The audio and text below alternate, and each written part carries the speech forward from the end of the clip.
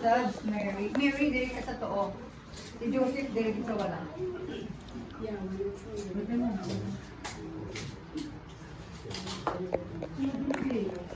Ito lang po. Manulog.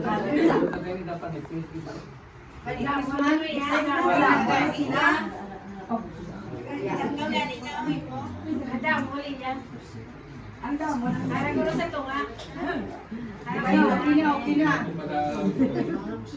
Ay, hindi ka kalungkot, masyado. Ang mga tutulog na nakikitis yun. Hindi ta, siguro, tasan. Luhod ka na lang. Okay na ba lumukok ka na lang para wala delikado, pumukok ka na lang. Sige, kung hindi ka na kaya, kaya may balanga di, ulit ka balanga pito-pito. Sige na. Mga sugod ta sa ngalan sa Ama, sa Anak, at ng Diyos Espiritu Santo. Amen. Father God, good afternoon. Bali kami sa pagsilibrar sining kapistahan ni San Jose. Among gin pili para sa pag-protect sa imo Sagrada Pamilya. Kay ina sila nga Jesus, Mary, and Joseph. We love you. Gani ang kalabanan sila nga nagkatabo nga si San Jose among gid ang nagabulig sa pamilya kag nagahatag sang support no sa gatuman sang kabubuton sang amay nga siya gid ang ginpili nga magbantay sang impadala ni Lord nga manunubos paagi sa kay Santa Maria. Kay kung wala nag-yes si Mama Mary, wala kita kaluwasan. Wala sang kapatawaran ng aton mga kasalanan.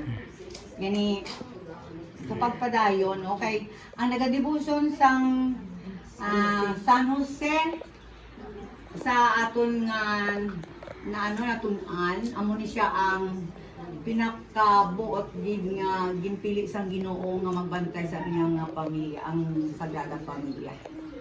Kag nagatuo kita nga ang may mga dibuson sang San Jose, kinabubo na sang amay ang grasya kag kaluoy kag kung ano ang aton ginapangayo, malapit mahapos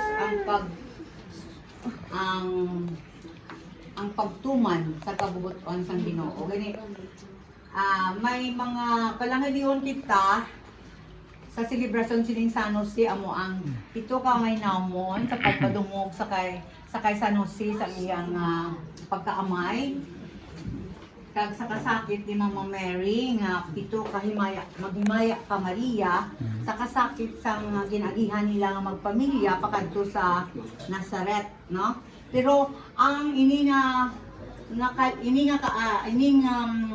pasakit may mga kalipay ini pagkatapos ang aton mga suffering. Kag ang pito ka himaya sa amay nga represent ini sang pito ka sakramento nga ginhatag sa Ginoo sa iya simbahan nga Katoliko nga para sa aton kaluwasan. Kung kita mga Katoliko, dapat mabalaan natin ining pito ka sakramento. Oh? Ang pito ka sakramento, ano gani?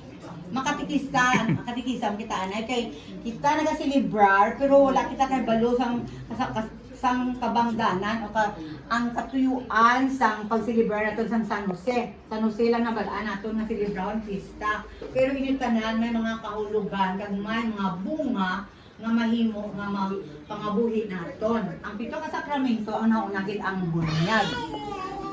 At kung mabunyagan kita, ang sala nga panublion ma-erase kag bangin manunubli na kita sang langit, no? On firma, pag magsoldado kita ni Kristo, matuod-tuod na soldado. Ang konfisar, kung kita makasala, nakaigalagpo na kita, makasala, makiguli kita paagi sa konfisar.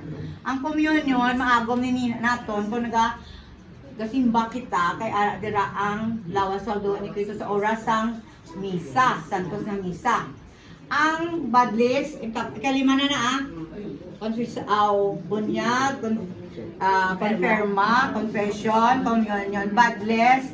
Ang ginatudlo sa simbahan nga ang badlis hindi lang para sa tagumatayon kundi isa nagamasakit nga luyag ano sang Ginoo ang iyang espiritu o kon makapabakod sa aton